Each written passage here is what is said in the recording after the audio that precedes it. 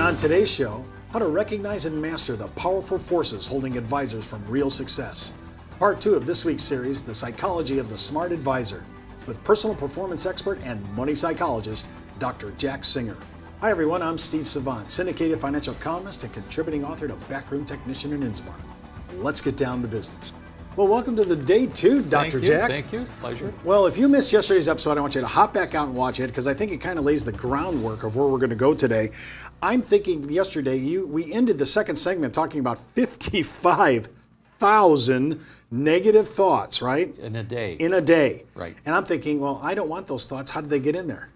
Well, you know, there's some interesting research on this that shows that from the time we're very little, well-meaning but misinformed parents and other authorities in our lives have planted the seeds of these negative thoughts. For example, let's say you wanted to go out for the football team, or you wanted to go out for a dance group if you're a female, for example, but one of your parents discouraged you because they don't want you to be embarrassed. They don't think you're that good an athlete. By trying to be kind to you and saying, you know, I don't really think that you're going to make the team and you'll just be embarrassed, or don't try for the homecoming queen or king because I've seen some other people at your school. These things where the parents ostensibly think they're helping their child, in effect are planting negative seeds of lack of self-confidence, which is what happens. The subconscious mind is like a beautiful garden. It's supposed to be planted with flowers, but these people put weeds in there. And then what makes it worse is unless we learn otherwise by getting help from somebody, we start watering and fertilizing those weeds ourselves by repeating the stuff. I better not do this. Now, some of this is in your new book, right? It's all in there. It's all in there. It's all in here. And then the Financial Advisor's Ultimate Stress Mastery Guide, which you can pick up off of Amazon or right out of Dr. Jack's website. Yeah. Doctor, I'm looking at the real cause for your stress, your self-talk. I mean, we're just talking about some of this now. I had a hard time. The first time you told me about this, I caught myself walking through this, honestly. Good. I'm just being honest. Good. I saw events in my life, and I thought they were my problem. But I heard you say it's the interpretation of those events. Yes, events are neutral. Let me give you an example. Let's say, well, here's an example that actually happened. It's pouring today, and I didn't know if I would get to the studio to see my friend Steve and do the show. That's a neutral event. But if I said to myself, oh my goodness, if I can't do the show, that's horrible. Steve's counting on me. He's got the airtime. Something bad's going to happen. He'll never want me back. That would have caused a lot of stress for me.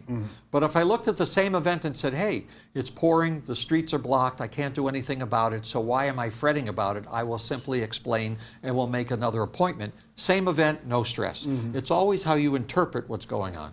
Now, the gentleman you talked about who made $750,000 in premium and then went to $300,000, a lot of people would say, gee, I'd be happy with $300,000. But he's looking at it relatively. How's he interpreting that event?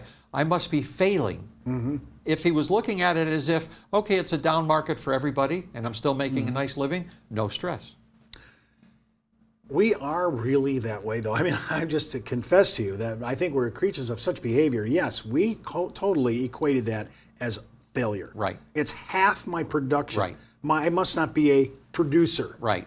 And think about an athlete on a professional football team, for example. Let's say he made 1,000 yards the year before, and the next year he gets 700 yards. Is that failing? He's still helping his team win a lot of games, but he's just looking at everything relative to what he did before and painting a big black cloud over it as if that's failure. And that's the part of the distorted thinking that goes on here. Well, as a producer, I think it's really true, and I can see this totally in light of what you're saying in my own life. Our self-worth is tied up in this net worth of statistics. What did I do last year? I'm really short this year. Right. My self-worth must be, I'm not as good as I used to be. I'm losing my edge. All these things that I'm telling myself. Exactly. And it brings me to another topic, actually, which fits right in. When you're thinking about the numbers, then you're focused on the outcome instead of the process that it takes to get that outcome. Let's look at a baseball player, for example. Gets into the batter's box. If he is thinking about the outcome, like I need to move the runner over, or I need to get a hit, or I need to keep it alive this inning, then he is not focused on what he needs to do that. The process is, where do my feet go? How is my breathing? Am I looking for the release point from the pitcher? What do I know about this pitcher? Where is the catcher moving? That's how you put yourself in the best position to have the numbers come out good. Same thing with an advisor. If he's only looking at the numbers, He's not focused on what it takes to get that numbers, and active listening is part of that, and several other skills. When we're thinking about some of these things as advisors, the last thing I want to do is then, if I haven't corrected this, I feel like I'm going to inadvertently impose this on my client. Right, you are, because you will be doing what you don't really want to do. First of all, think about the client for a minute. The client has probably been with other advisors, other producers, and maybe had a negative experience. You don't want to replicate that for this client. This client needs to know that you are someone different that genuinely, and I underline that, cares about their welfare, the welfare of their family, the welfare of their children and grandchildren, and you are going to cite examples of how you've helped people with exactly the same situation to be happy and to feel secure. That may be very different than anyone they've ever talked to before who just tried to ram a product down their throat. We come back from the break, we're going to talk about how to master these powerful forces, because that's the game. We're identifying it in this segment. Yes. Let's see if we can bring resolution in the second segment. Perfect.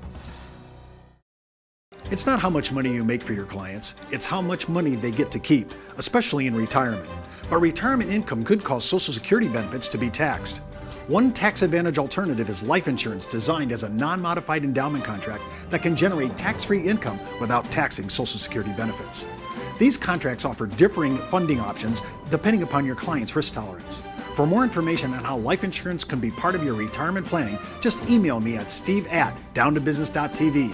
Brought to you by Ash Brokerage, the practice enhancement company. Welcome back to the second segment. Of course, I'm with Dr. Jack Singer. Have Couch Will Travel. I need the shrink. I need to read this book. Many of the things we're talking about is in his book now, The Financial Advisor's Ultimate Stress Mastery Guide. You can get it on Amazon.com, or you can order it right off of Dr. Jack's site. Okay, well, I just went through my pathology. I've identified all my hassles. Let's see if we can fix some of this. Yeah, let me give your listeners and viewers a really simple but extremely powerful technique. A technique that I not only teach to advisors, but to every elite athlete I've ever worked with, and it works like a charm. You get yourself a rubber band. Number 64 is the kind that comes in your mail. It's a fat rubber band. It doesn't fit tight on your wrist. And there's a three-part sequence here. As soon as you recognize you're into a negative thinking pattern, you could be on your way to the office and you start thinking, what if my boss is upset at me because of this? Before you let the thought continue, you snap the rubber band hard enough to get your attention, and it'll stop the thought. Step 2, once you've stopped the thought, is you do what we called centering breathing. You breathe in through your nose to the count of 4, you hold it for 4, and then you exhale to the count of 7. So it's 15 seconds altogether. Do a couple of those. That kind of breathing, big inhale through your nose, hold it, big exhale, everything out through your mouth. That kind of breathing relaxes the body. So now you've stopped the negative thought, you've relaxed the body. Step 3, a counterpunch thought that is rational. It doesn't matter what my boss says or what my manager says. I now know how to deal with this manager using active listening. Or I understand what I did wrong. I know how to fix it. Or I can't always do everything that pleases everybody. I'm just going to do the best I can. So some kind of counterpunching thought that you start to develop as a habit to take the place of those negative thoughts that you've been using. Now, when you started introducing to professional athletes this little 3-step process, did they kind of think that this was a little bit of a Sure they hokey? do. They think it's hokey in the beginning, and I cite other cases. I don't give them names because of confidentiality, but I tell them about world champions I've worked with who said that was the most miraculous thing they learned from any of their coaches. And when you say that, it's like you telling a story about another client that you helped with a product who had the exact same problem. It resonates with them and they want to try it. Well, I'm thinking about how that, I'm trying to interrupt. As you said, my first thing is to stop the thought. Right. I finally recognize that it's playing in there, and I'm not going to allow it. I'm going to take it captive. Right. I'm going to take it captive. Right. Then this thing about center breathing, I didn't really realize it until you just said this. I mean, so our proper breathing has a lot to do with relaxing our system, our overall physiology. It does. Steve, if you put your hands over your stomach and you take a couple of deep breaths, most of the people watching this show, when they do that, their hands will not move. Their shoulders will move up and down. That is shallow breathing. It's stress-causing breathing. It means you're not breathing through your diaphragm, which sits behind your stomach. Proper breathing, when you inhale, your hands move out, and when you exhale, your hands come back in.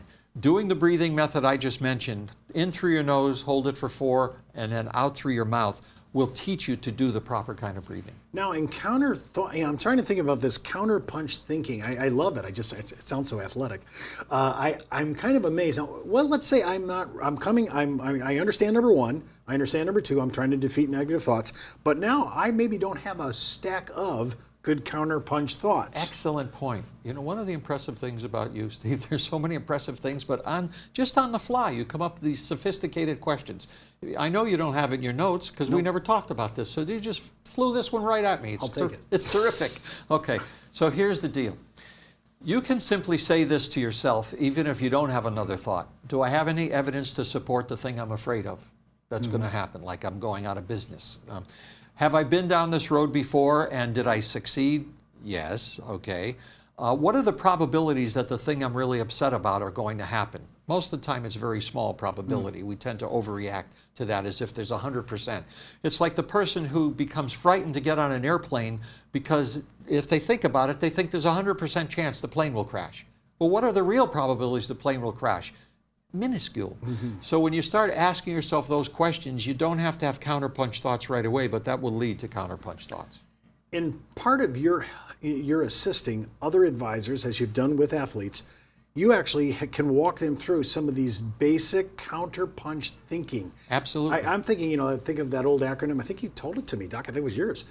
False evidence is appearing real. Yeah, F-E-A-R, false evidence appearing real. What a good memory you have. It's got to be 2 years since we said false evidence. Stuck with me. Yes, because about 90% of the things that people are afraid of are things that are very unlikely to happen. But you don't know that unless someone talks to you about it. In your mind, you think there's a 100% chance it'll happen. All right, now we've gotten past it is an unwarranted fear. Even we're buying it now. Right. Okay, got that. Right. And now we're talking about, hey, look, what are the real supporting evidences? There isn't any. Now I want to say, okay, I've been down this road. Do I have any repetitive life events that actually have proven to me, hey, I've done this before. I've been through this situation. It wasn't anywhere near as bad after I got on the other side. That's exactly right. You look at obstacles like an athlete looks at obstacles. They're temporary. They can be overcome. They're not overwhelming. I really like this idea that you talk about in trying to maintain peak performance by keeping the negativity out of your head. If you don't get the negativity out of your head, you will never perform up to your capability. It's that simple. If you look at 2 Olympic athletes, say they're track people, their times are the best in the world and they may be 100th of a second apart. What makes the difference between the one who comes in first and second is negative thinking. If that person's getting in the starting blocks and looking over and, oh, this is the guy I have to run next to, what if I can't draft off him? Any what-if statement, then you've had it, because here's the physiology of it. Do we have time to talk about the physiology of it a little bit? We can save it for tomorrow. Okay, let's save it for tomorrow, and I'll tell you exactly why negative thoughts lead to poor production. Well, that's all the time we have for today's show. Remember, before moving forward with any of the ideas on our show, always consult your tax advisor, legal counsel, or your broker-dealer compliance department. Missed an episode? Just hop out to our video archives. And remember, you could be wiser as an educated advisor. I'm Steve Savant. We'll see you tomorrow.